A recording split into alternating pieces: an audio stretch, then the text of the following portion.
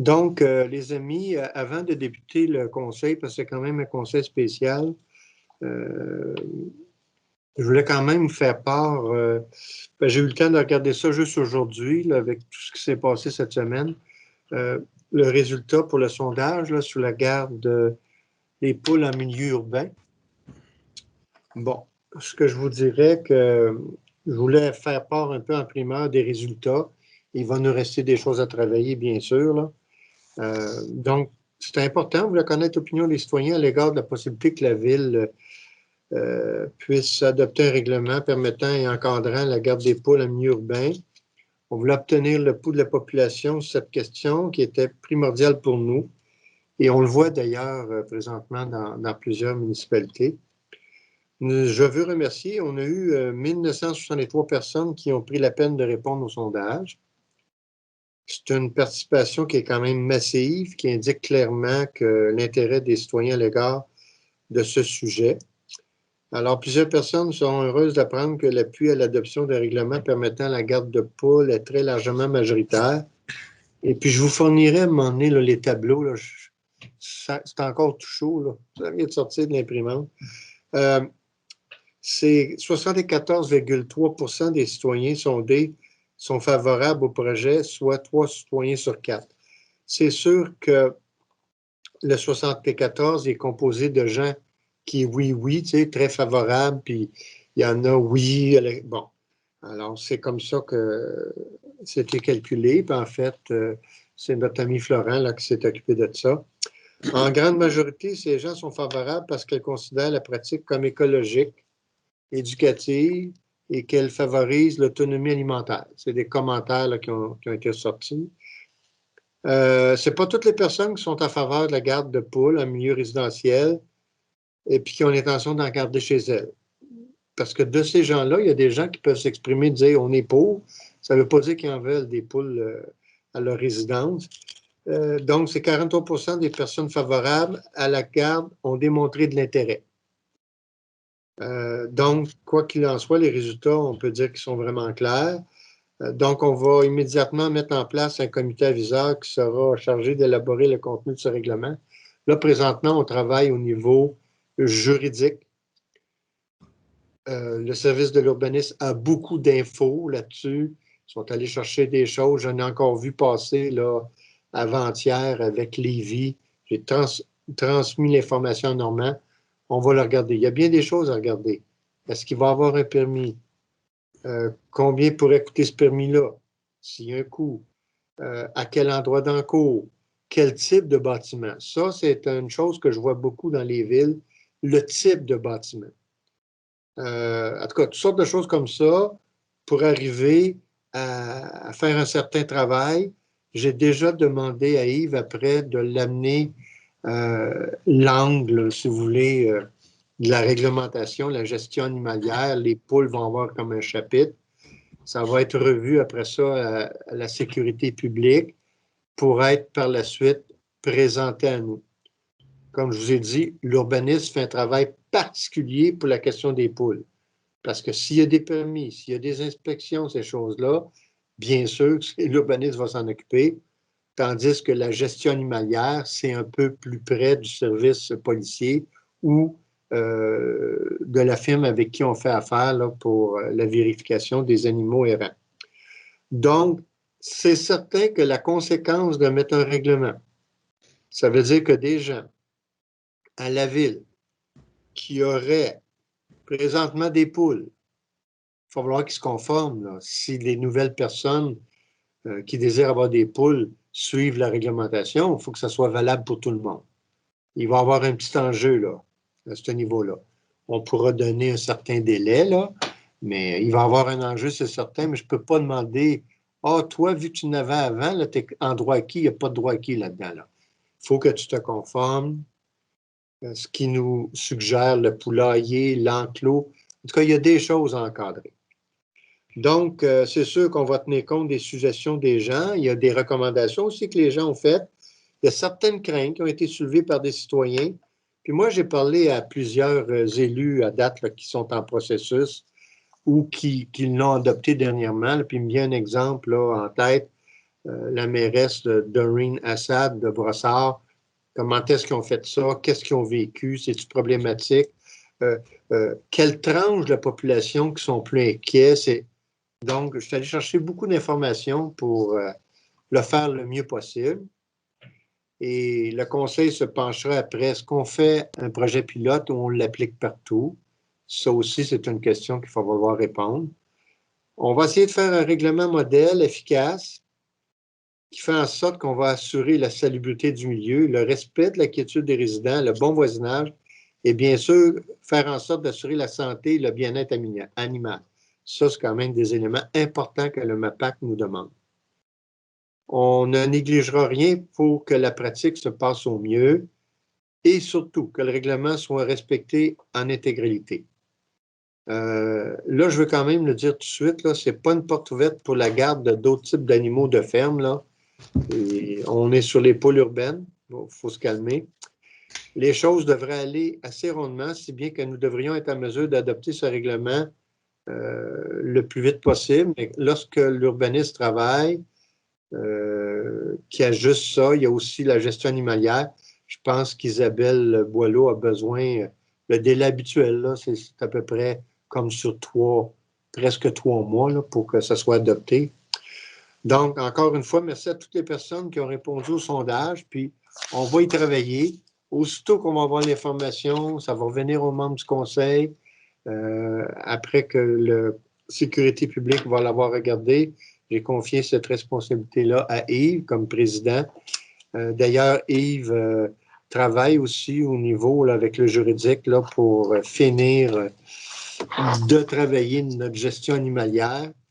On a à date une rencontre, on en a une autre demain matin.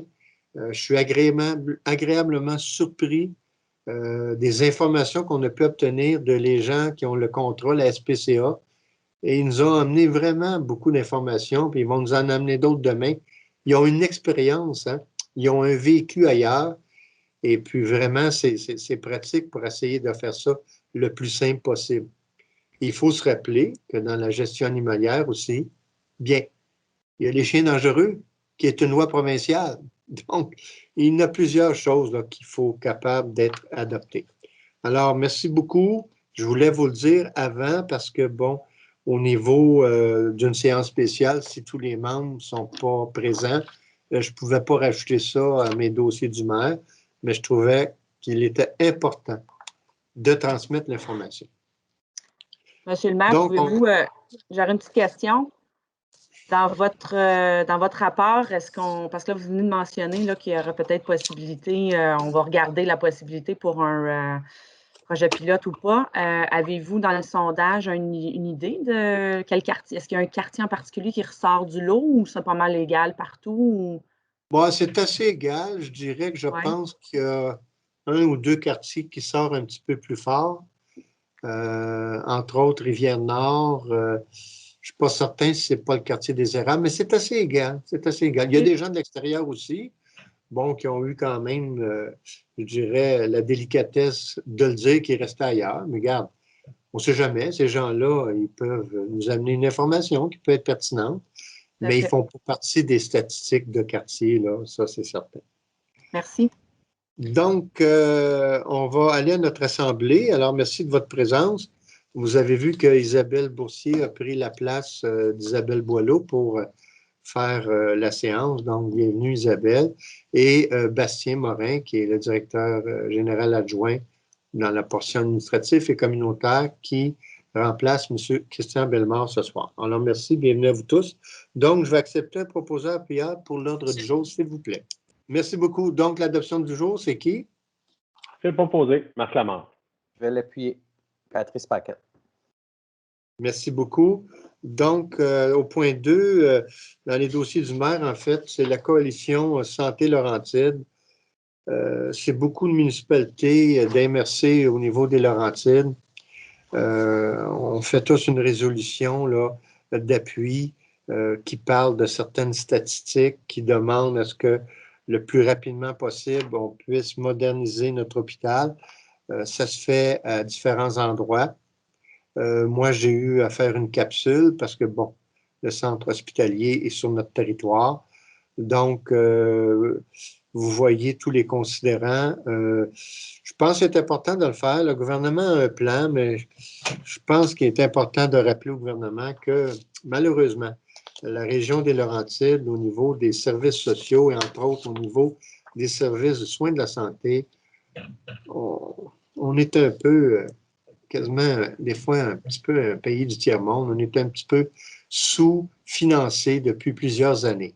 Bon, je sais que le gouvernement actuel s'est engagé à le régler, bravo, mais on souhaite que ça se fasse le plus vite possible pour que nos gens puissent vraiment recevoir les soins qu'ils ont de besoin à notre centre hospitalier. Il faut essayer d'arrêter de trimballer les gens un peu partout.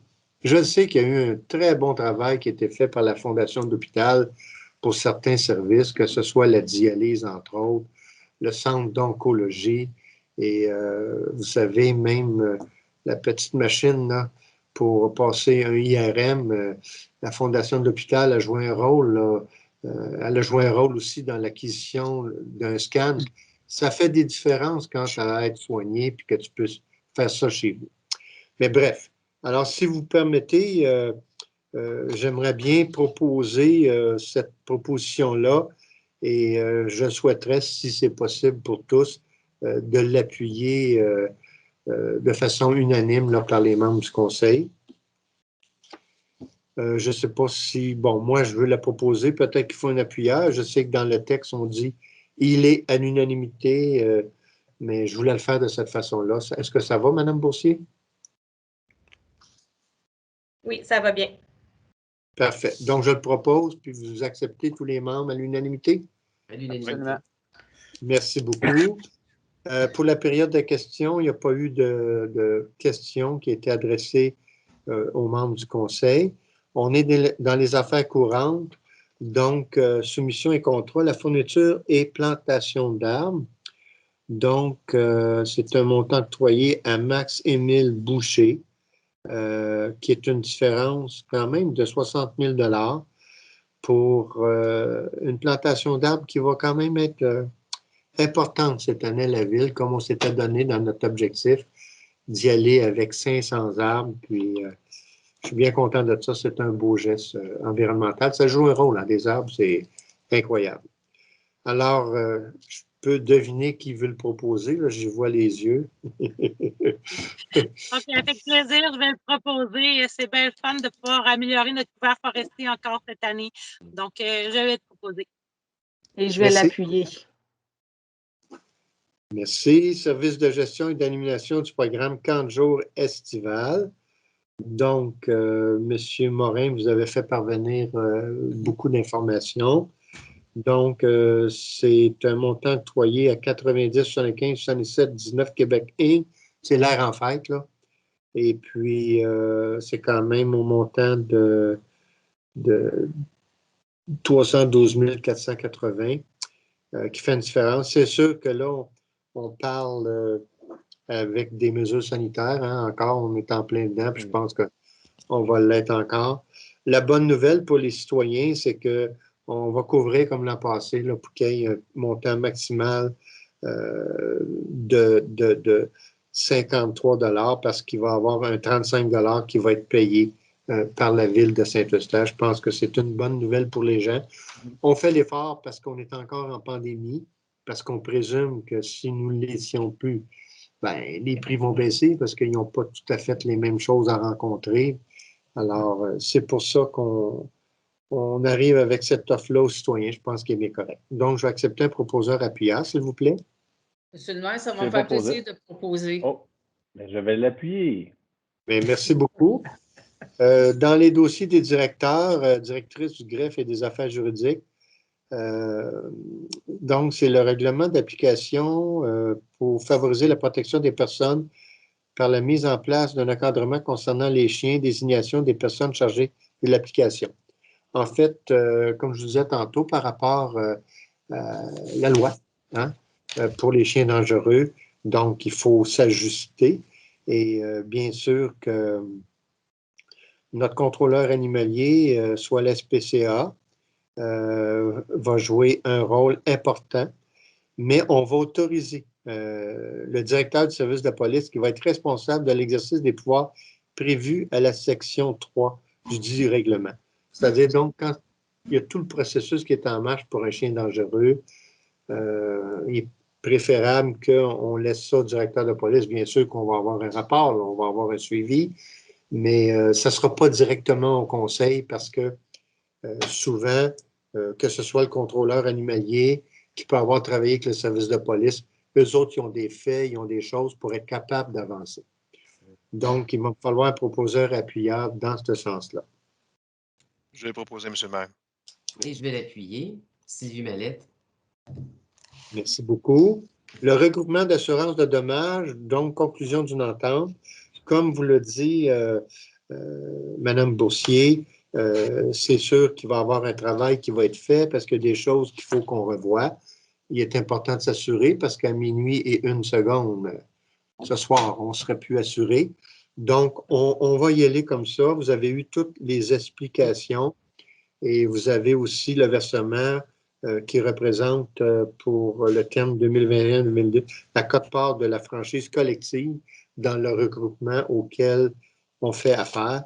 Donc, il va falloir un proposeur et aussi un appuyeur. Puis, il y a aussi des frais de 955 et 50 sous, les frais administratifs, vu que c'est la ville de Blainville qui s'en occupe. Je vais faire la proposition, M. le maire. Je vais l'appuyer. Nicole Carignan. Patrice Paquette, appuie. Bon, merci beaucoup. Donc, maintenant, 5.1.3, servitude Rogers Communication.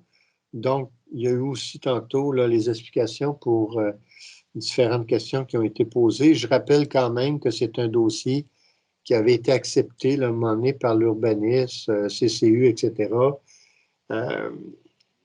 Peut-être que dans, comme le disait M. Paquette tantôt, c'est quand même sous le CRTC, le Canada, c'est quand même, c'est fédéral, c'est quand même peut-être important d'être un petit peu plus aux aguets quand il y aura une prochaine demande, qu'on essaiera au maximum, en tout cas, de préserver l'endroit, peut-être l'aspect esthétique de la tour, ces choses-là, mais malheureusement, on n'est pas placé pour exiger. Il y a des entreprises avec qui on dirait que c'est plus facile de parler, puis ils font un petit effort. Je pense à celle qui est installée, entre autres, dans le parc Clématin. Quand tu regardes vite, ça a presque de l'air d'un poteau lampadaire pour éclairer le terrain, ce qui est mieux. Mais bref, on essaiera de faire attention, mais il nous faut quand même un proposeur appuyeur, s'il vous plaît. Alors, je vais en faire la proposition. Patrice Paquette. Je vais l'appuyer, Michel Labelle.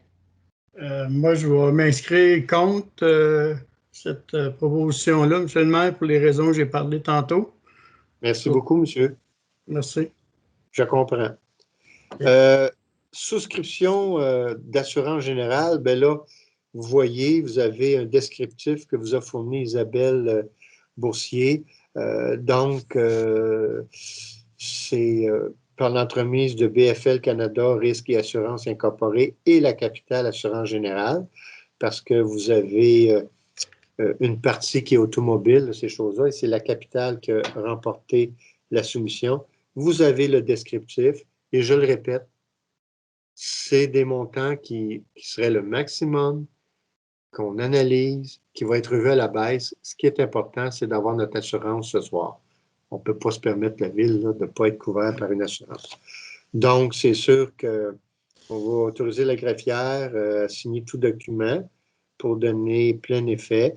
Et c'est certain qu'on va travailler les polices, revoir beaucoup de choses. Cette police-là, c'est pour le 1er avril 2021 au 31 mars 2022. C'est une situation qui est bonne pour 5 ans, mais renouvelable à tous les ans. Alors, il est possible que dans le marché des assurances, qu'il y ait des choses qui se placent positivement. C'est sûr qu'on va les suivre et que l'an prochain, ça ne serait peut-être pas le même portrait. Alors, il me faut un proposeur appuyeur, s'il vous plaît. Je vais le proposer, M. le maire. Nicole Carignan. Je vais l'appuyer. Patrice Paquette. Merci beaucoup. L'autre point, c'est un point que, en tout cas, je suis très heureux, c'est une bonne nouvelle. Avec la ville de Deux-Montagnes, c'est une entente pour le complexe aquatique. Nous desservions déjà la ville de Deux-Montagnes. Ils avaient fait un choix, il y a 2 ans, pour avoir certaines plages horaires. Avec la situation de la piscine, avec cette marque, Deux-Montagnes ne sera plus participante. Ils nous ont demandé de leur reproposer l'entente, parce qu'on avait, dans le temps, on leur avait laissé le choix des plages horaires ou le type d'entente qu'on leur propose là. C'est la même chose qu'il y a eu avec Boisbriand. C'est le même style d'entente parfaitement. On ne pouvait pas se permettre d'offrir quelque chose de différent. On n'était pas obligé d'avoir le consentement de Boisbriand, bien sûr, mais étant donné qu'il était déjà en entente, moi, j'ai eu une conversation avec la mairesse, Mme Cordato, et elle était tout à fait à l'aise que Deux-Montagnes puisse se joindre à nous. Donc, je remercie, ça donne comme ça, là, si M. Bellemare avait été ici, j'aurais dit la même chose. Je remercie Bastien Morin, M. Bastien Morin, pour le travail qui a été fait dans ce dossier-là. On a échangé de la bonne façon, moi avec le maire de Deux-Montagnes.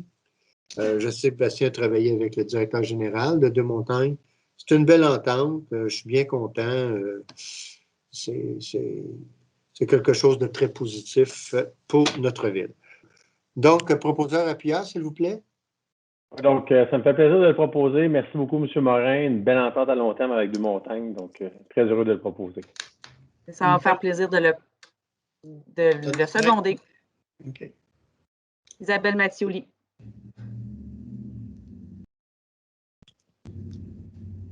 Maintenant, autre dossier, le réseau express métropolitain. En fait, c'est une proposition pour qu'on demande à ce réseau de s'engager à intégrer à son projet initial l'aménagement d'un lien cyclable dans le corridor de la voie ferrée entre le boulevard industriel et la gare Deux-Montagnes. Donc, on va autoriser la directrice du service génie à signer, puis en tout cas, à discuter tout ce qu'il faut avec le REM. On en profite parce que le REM s'en vient tranquillement, puis il faut régler ça, là. L'angle industriel et la gare de montagne, le lien cyclable, c'est très important. Donc, le proposeur appuyeur, s'il vous plaît. J'aimerais le proposer, M. le maire. Madame Mallette. Merci beaucoup. Et vous avez maintenant... J'aurais une petite question. Oui. Il y a beaucoup de discussions qui se font entre la ville et le réseau express métropolitain. Et là, on a une résolution qui est quand même... les mots sont importants, là, demander à s'engager à intégrer. Est-ce qu'il y a quand même eu des discussions à cet effet-là et est-ce qu'il y a une ouverture? J'ose imaginer que oui, mais je vous pose la question quand même. Ben, il y a eu des discussions. C'est pas complété. Ce qu'il faut, c'est que la résolution vient donner comme le conseil qui donne au service du génie, vas-y, négocie puis demande ça. On lui donne une force. On dit, nous, le conseil, nous sommes très conscients et il faut que ça se passe de cette façon-là. Si, je ne pense pas, là, mais si ça tournait d'une façon un petit peu négative, mais là, on avait fait une résolution, puis après, on ira plus haut, là. Mais il faut dire que le REM, vous savez que c'est la Caisse de dépôt et placement du Québec qui s'occupe de ça. Ils sont quand même assez ouverts, en tout cas les représentants habituellement, mais la Caisse de dépôt est appuyée par un décret provincial qui a été fait à l'époque. J'ai jamais vu un décret aussi fort pour un organisme qui bâtit quelque chose, jamais. Mais les discussions allaient bon train et moi, je préfère que le service du génie ait une bonne résolution, bonne et due forme. C'est sérieux. Quand elle va faire sa démarche, Martine, mais elle va être appuyée par le Conseil de ville. Et j'ose espérer qu'ils seront en cohérence avec les principes de déplacement actif. On espère bien. Alors, je pense qu'il y a eu un proposeur et appuyeur. C'est beau? Pour l'appuyeur, M. le maire, le son a été coupé par 2 personnes qui parlaient en même temps. Est-ce qu'on pourrait juste redonner le nom pour l'appuyeur? Je pense que c'était Mme Carignan, je suis sûr. Non, c'est Marc Lamarre. Marc Lamarre. Ah, Marc Lamarre? Parfait, excusez-moi. Donc, maintenant, on arrive à la levée de la séance. Donc, je vais accepter proposeur appuyeur pour la levée de la séance. Monsieur le maire, Sylvie Mallette. Oui. Et c'est appuyé par? Je vais appuyer. Madame Carignan. Alors, merci beaucoup. Merci les citoyens pour quand vous allez avoir la chance d'écouter cette séance. Et je vous dis à la prochaine, les amis. Merci beaucoup.